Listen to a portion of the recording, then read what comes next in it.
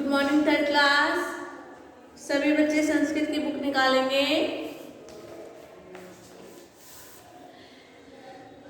निकालिए सभी बच्चे संस्कृत की बुक निकालिए। Chapter number 6। चैप्टर का नाम है लिंग ज्ञानम।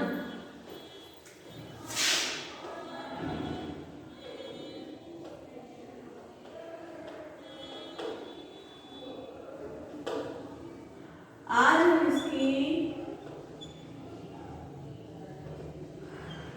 अभ्यास एक्सरसाइज करेंगे।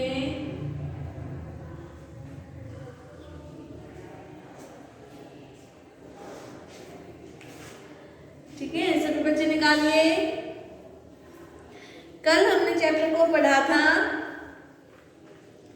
उनके बारे में जाना था। ठीक है, इसमें क्या था? पुल्लिंग, स्त्रीलिंग और नपुंसकलिंग।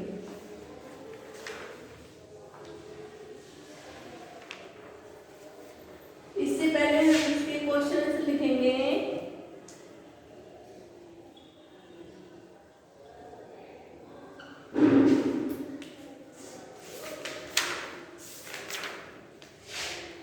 सभी बच्चे कॉपी निकालें और इसके क्वेश्चन आंसर लिखें।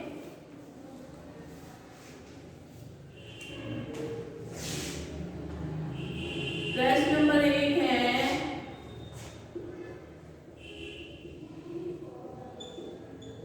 पुल्लिंग किसे कहते हैं?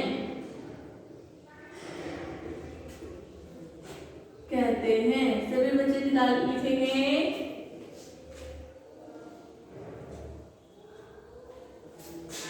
आंसर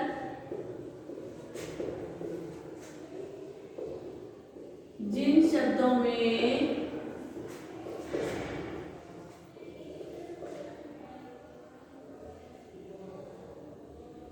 पुरुष जाति का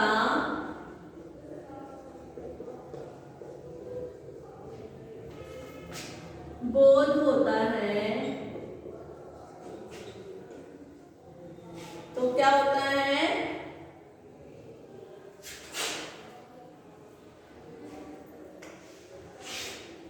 उन्हें क्या कहते हैं?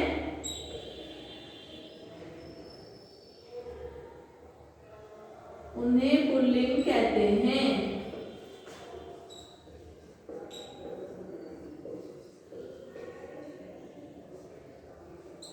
जैसे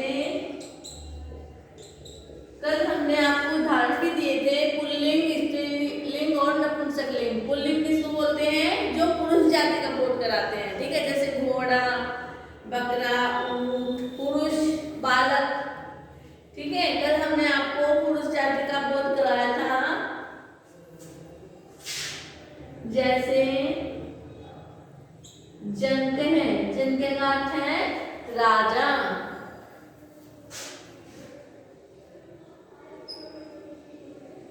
कृषक है, कृषक मैंने किसान।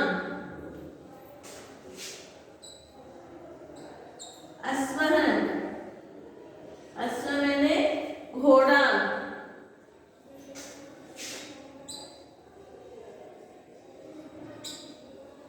सैनिक आदि।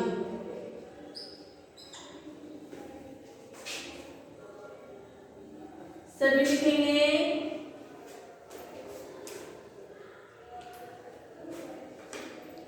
सभी बच्चे लिखें पुल्लिंग किसे कहते हैं?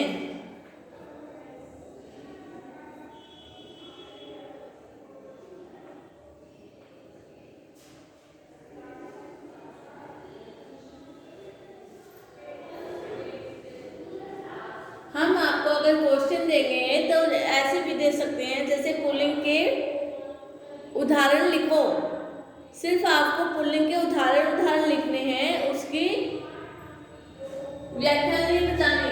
ठीक है, उसका ये मैटर नहीं बताना, आपको सिर्फ उदाहरण बताने। ठीक है, इसके 2 क्वेश्चन होते हैं। पुल्लिंग किसे कहते हैं, तो आपको ये लिखना है। अगर हम पूछते हैं पुल्लिंग के उदाहरण तो आपको उदाहरण देने हैं। ठीक है, पुरुष जाति के सिर्फ नाम बताने हैं, पुल्लिंग किसको कहते हैं। सभी लिखे।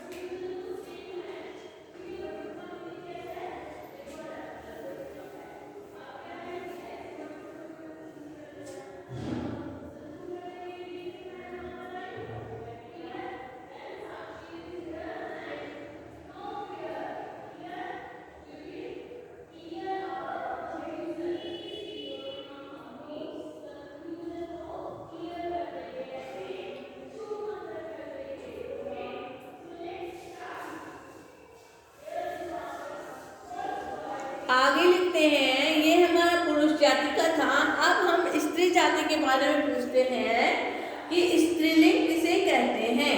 क्या है? स्त्रीलिंग किसे कहते हैं? आप सभी बच्चे बताएंगे। जैसे हमने पुरुष जाति का बोध किया है, ऐसे ही स्त्री जाति का बोध जिसे होता है उसे क्या कहते हैं? स्त्रीलिंग। स्त्रीलिंग में क्या होता है? जैसे कि भगिनी, बहन, बकरी, लड़की, चिड़िया, ठीक है, ये सभी स्त्री जाति हैं। स्त्री जाति का जो हमें बोध कराते हैं उसे क्या कहते हैं? स्त्रीलिंग। सभी बच्चे लिखेंगे क्वेश्चन नंबर 2।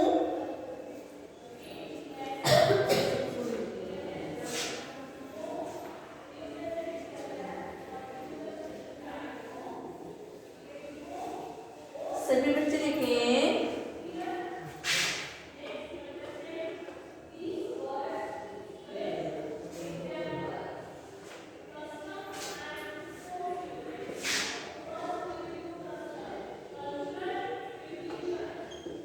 स्त्रीलिंग किसे कहते हैं। सभी बच्चे बताएंगे। हमने कल अच्छे से समझा था पाठ को, उसमें हमने बताया था स्त्रीलिंग, पुल्लिंग और नपुंसकलिंग। जो पुरुष जाति का बोध कराते हैं उसको क्या कहते हैं? पुल्लिंग। और जो स्त्री जाति का बोध कराते हैं उसे क्या कहते हैं? स्त्रीलिंग। जो निर्जीव चीज होती है जैसे कुर्सी है, पंखा है, दीवार है, श्यामपट है, ये क्या होते हैं? नपुंसकलिंग। क्या होते हैं? नपुंसकलिंग। ठीक है, लिखेंगे, आंसर लिखिए सभी।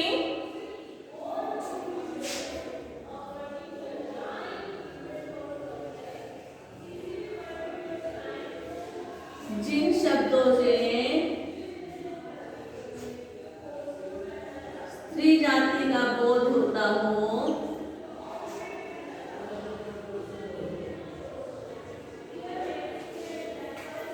का बोध होता है उसे क्या कहते हैं? स्त्रीलिंग।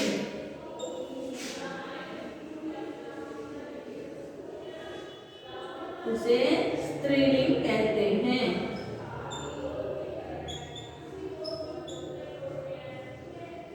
समझ में ना आए तो पूछ सकते हैं, गलती ना करें।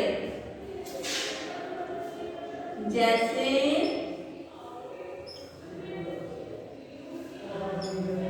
भगिनी, भगिनी का अर्थ होता है बहन। अजा, अजा का अर्थ है बकरी। राधा, चक्का, चिड़िया आदि। आप सभी बच्चे आराम से समझ सकते हैं। जिसमें पुरुष जाति का बोध हो उसे पुल्लिंग कहते हैं, जिसमें स्त्री जाति का बोध हो उसे स्त्रीलिंग कहते हैं। ठीक है बच्चों, सभी लिखेंगे क्वेश्चन नंबर 2, स्त्रीलिंग किसे कहते हैं।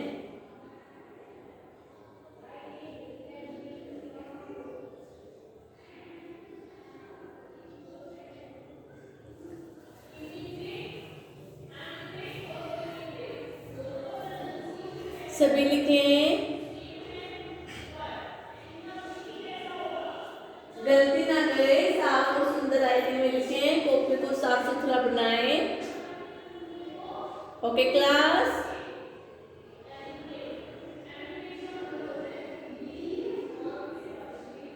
सभी अच्छे से लिखेंगे।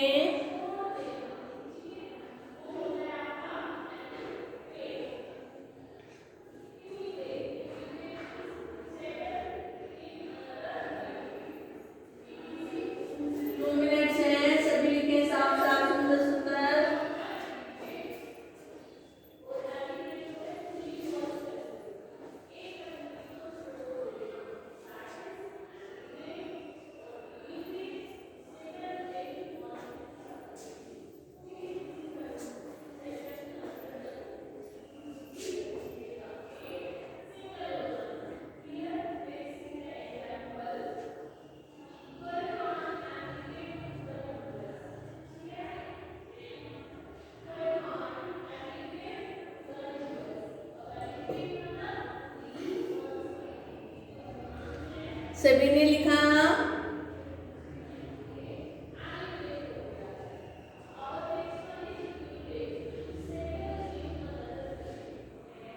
आगे है क्वेश्चन नंबर 3 लिखेंगे नपुंसकलिंग। हमने स्त्रीलिंग लिखा है, पुल्लिंग लिखा है, अब क्या लिखेंगे?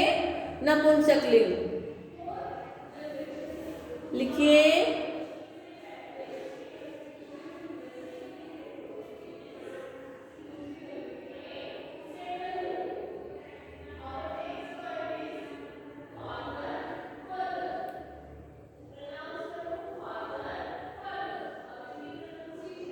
सभी ने लिखा?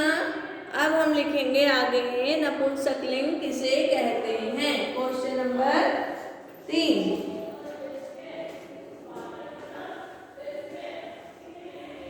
सभी लिखें।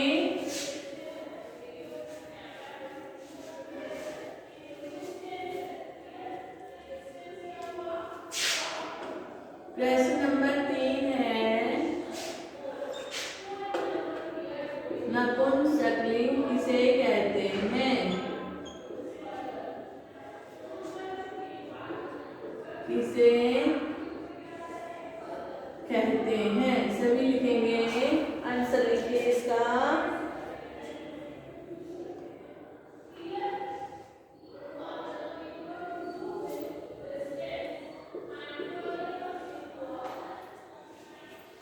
लिखिए। जिन शब्दों से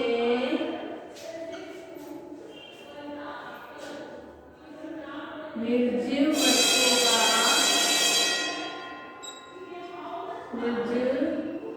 वस्तुओं का क्या होता है?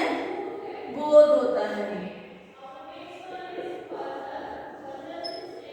बोध होता है,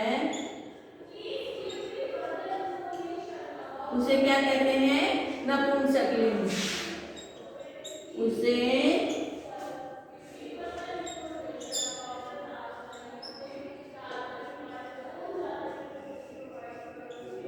नपुंसकलिंग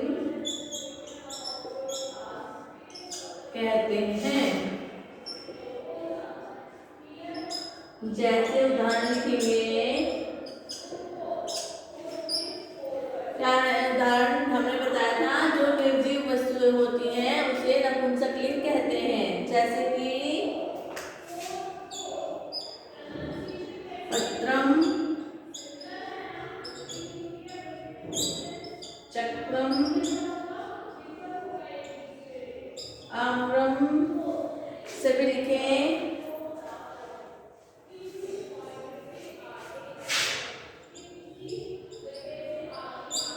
ग्रीनम आदि। सभी बच्चे ध्यान से लिखेंगे। ये नपुंसकलिंग है। जो निर्जीव वस्तु होती है उसको नपुंसकलिंग बोलते हैं। जैसे फूल हुआ, ठीक है, फल फ्रूट हो गए, चिट्ठी हो गई, पैसे हो गए, पंखे हुए, दीवार हुई, ये सभी जो निर्जीव वस्तुएं जो बोल नहीं सकती, चल नहीं सकती, जिसकी कोई जाति नहीं होती, ठीक है, उसको क्या कहते हैं? नपुंसकलिंग बोलते हैं। उसको क्या बोलते हैं? नपुंसकलिंग। सभी बच्चे ध्यान से लिखेंगे।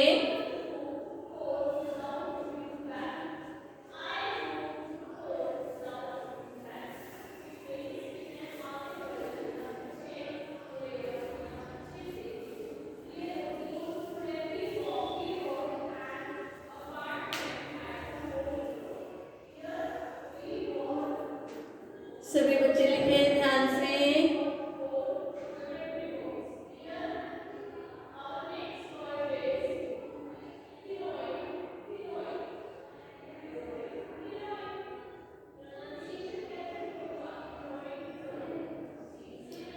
सभी बच्चे अपनी कॉपी में लिखो इसको।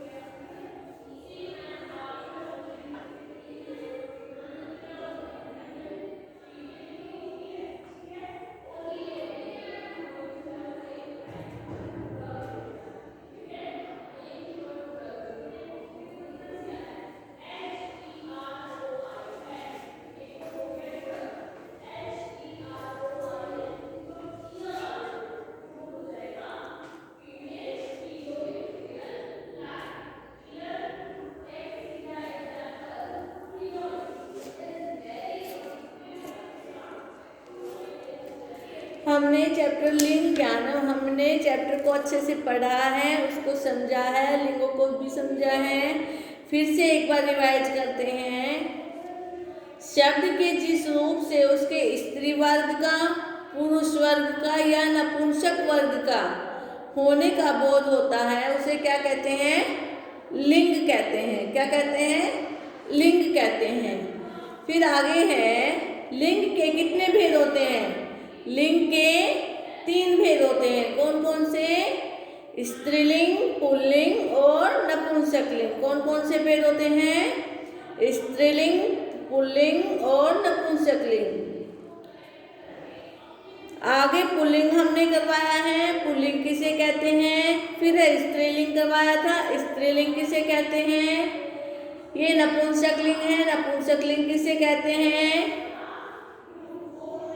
सभी लिखेंगे।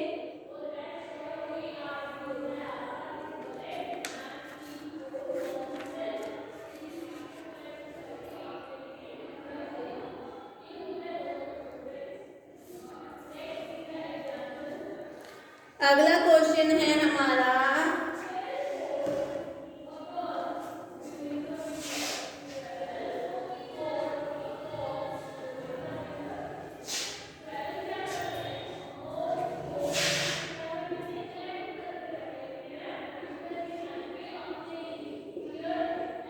लिंग किसे कहते हैं?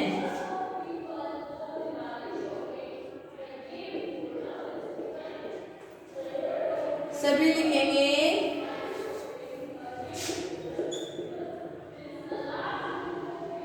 शब्द के जिस रूप से स्त्री वर्ग, पुरुष वर्ग,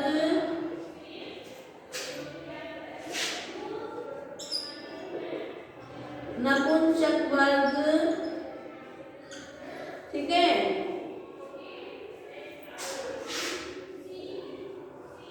होने का बोध होता है उसे क्या कहते हैं? उसे लिंग कहते हैं। लिंग कहते हैं। सभी लिखिए। जैसे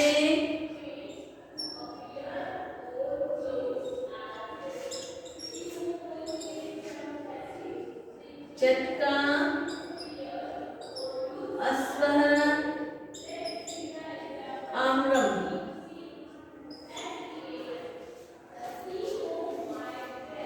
सभी बच्चे लिखेंगे। सभी लिखे। ये हमारा वैसे पहला क्वेश्चन होना चाहिए था।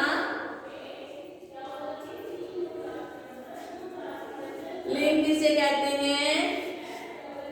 शब्द के जिस रूप से स्त्री वर्ग, पुरुष वर्ग और नपुंसक वर्ग होने का बोध होता है उसे क्या कहते हैं? लिंग।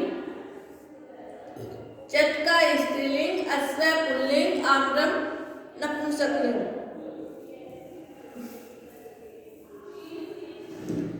सभी लिखेंगे इसको।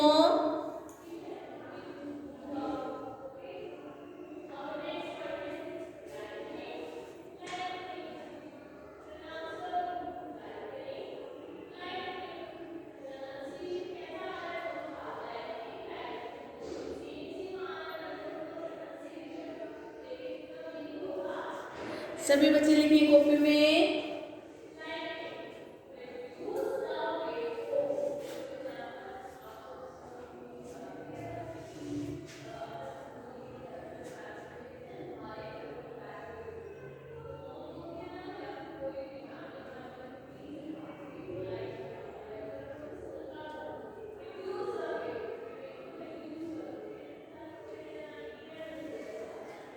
आगे है क्वेश्चन नंबर 5। लिंग के कितने भेद होते हैं?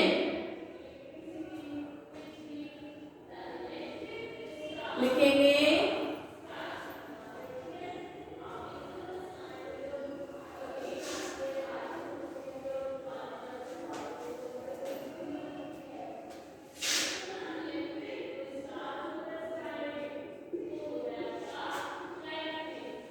संस्कृत भाषा में लिंग के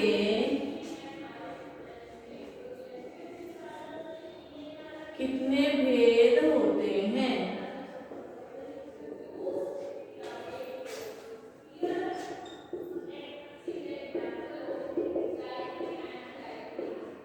संस्कृत भाषा में लिंग के 3 भेद होते हैं।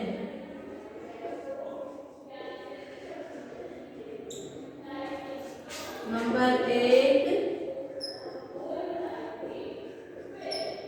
पुल्लिंग, नंबर 2 स्त्रीलिंग, नंबर 3 नपुंसकलिंग। सभी लिखें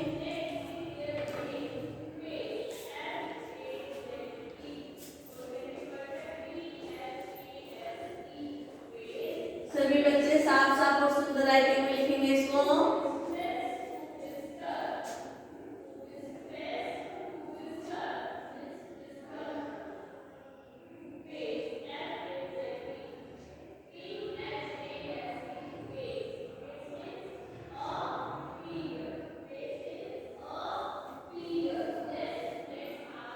लिखेंगे संस्कृत भाषा में लिंग के 3 भेद होते हैं। कौन कौन से? पुल्लिंग, स्त्रीलिंग और नपुंसकलिंग।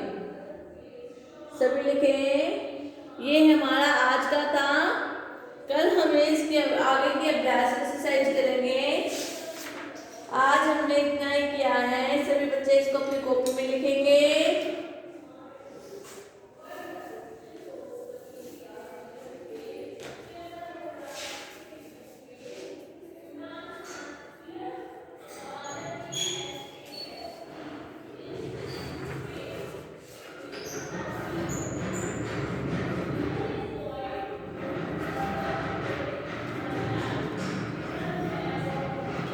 आज हम इतना ही करेंगे। सभी बच्चे चैप्टर को पढ़ेंगे अच्छे से, उसके शब्दार्थ लिखेंगे, फिर उसके ये प्रश्न उत्तर करवाए हैं सभी इसको अपनी कॉपी में लिखेंगे।